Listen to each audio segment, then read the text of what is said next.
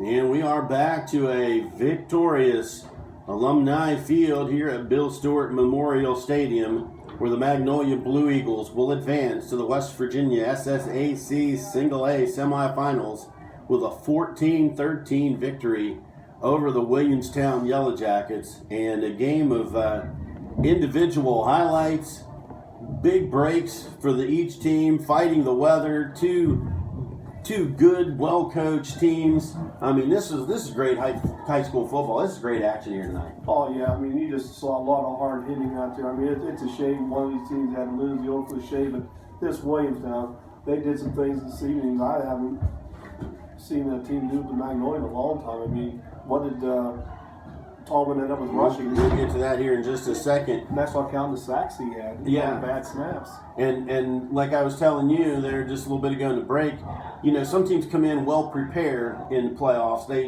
do their work, they look at the films and all that kind of stuff. Williamstown already came in knowing game plans that they use against Magnolia. They already know where they want to start things. So that gives them a head start on, you know, most other teams in playoff situations. And then they just make adjustments. And they came in here tonight ready to play football. And they did. And what a game it was. As you were asking, Trenton Tallman, again, by my totally unofficial statistics, 29 carries, 220 yards, and a touchdown. Mike Beck, 8 carries for 62 yards, and Raines had a carry for 10 yards through the air. Tallman just 1 of 3, no yards on that screenplay that was stopped at the line of scrimmage. So 292 total yards on the night for the Yellow Jackets.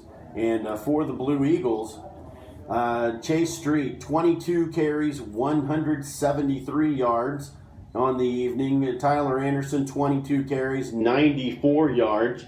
Preem, 5 carries for 17, and he threw the air. He was just 2 of 9 for 24 yards, 308 total yards for the Blue Eagles. So, you know, statistics bear out. This was an evenly played ball game. The big thing just might have been the turnovers and the timing of some of the penalties here in this game. Yeah, huge turnovers, and like I said, huge penalties. 2 touchdowns got called back, 1 on each side.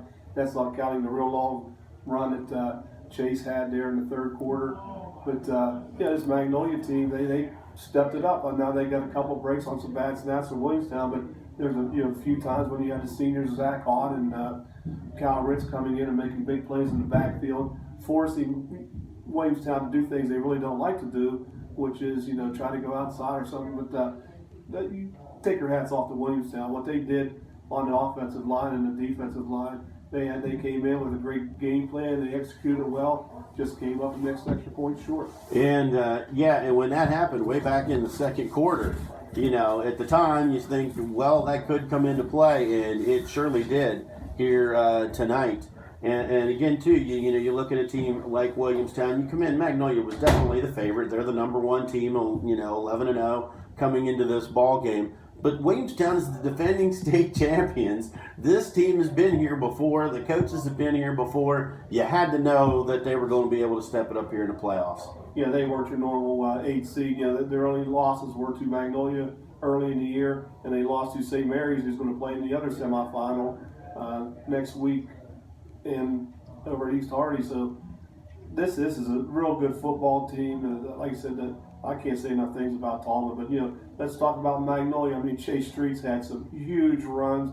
Tyler Anderson had some runs, and how many first downs was Magnolia able to get where we had to measure the ball? Where those guys, they put their shoulders down and gave their body up to get that extra yard to keep that drive going. Even if they didn't score on that drive, just to switch the field position or maybe make it easier for the punt. But this is an odd game. There wasn't a punt in the second half, but yet there was only 7 points. Yeah, 1 touchdown. And the fact that no matter how they did it, once the Blue Eagles got that turnover at the 40-yard line, a little over 5 minutes left, they never let Williamstown have the ball again.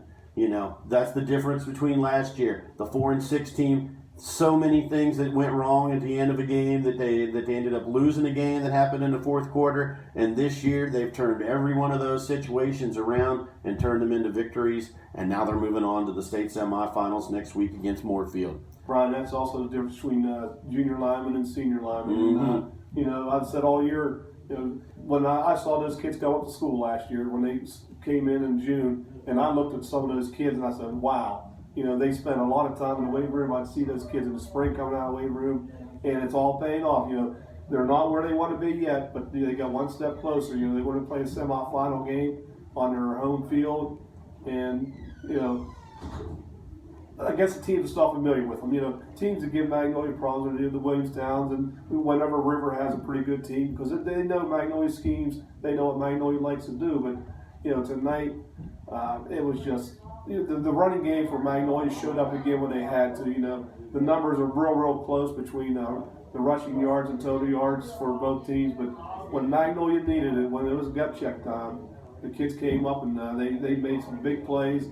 And you can't say enough about seniors on this team that were able to pull out a 14-13 win for the Blue Eagles. And one last thing too, we got a break on the some of those turnovers, especially the last one. On the snaps that went through maybe Tallman's hands when the ball was wet. But every one of those happened in a situation. It was never on a 3rd and 1.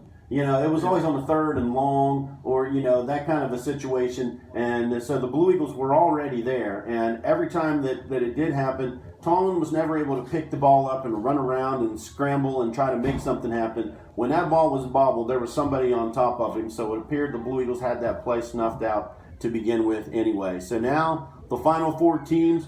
2 teams from Hardy County, Moorfield and East Hardy, Magnolia and St. Mary's. I know everybody over in the Panhandle is going to be pushing for a Hardy County championship. Wouldn't it be great if our friends down in Pleasants County got to join the Blue Eagles up at Wheeling Island Stadium that first weekend in December? Well, just looking back to that St. Mary's game, St. Mary's did some things against Magnolia that, were pretty successful. I remember coming out of the backfield, they had some huge plays on there, and a couple of receivers wide open. So, there's a real good chance that Magnolia could play St. Mary's again because I like their physicality. They came out and they went right at Magnolia. Now, they didn't have the success, of course, that Williamstown had. For one thing, they lost. But, this Williamstown team, their coach has got to be proud of the effort they gave them tonight and they're just, mistakes. And, we get back to high school kids. Right. High school kids, they make a couple mental mistakes there at the end, a couple fumbles on both sides. Both sides had to fumble. Turnovers were 3 each. And the holding penalties, and the holding penalties kill you where it really didn't make a difference. The runner was past the point where the hold was, and you get a call back. So those are just things that Coach Sims and his staff are going to have to clean up. Of course, Williamstown now they're going to get ready for wrestling and basketball. That's no slight on them. They just it's a shame that they got stuck in the same bracket with Magnolia. And Trenton Tallman, just to let everybody know, he's only a junior, so he'll be back again next year to take one more shot at this for the Williamstown Yellow Jackets. So we'll not know of when the game is going to be until tomorrow afternoon after the meetings at the SSAC office in Parkersburg in the morning. So that will be announced, and wherever that game and whenever that game is, and we know it's going to be here at Alumni Field at Bill Stewart Memorial Stadium, but we will have that game for you here on AM 1330 and 93.1 FM. But it is the Thanksgiving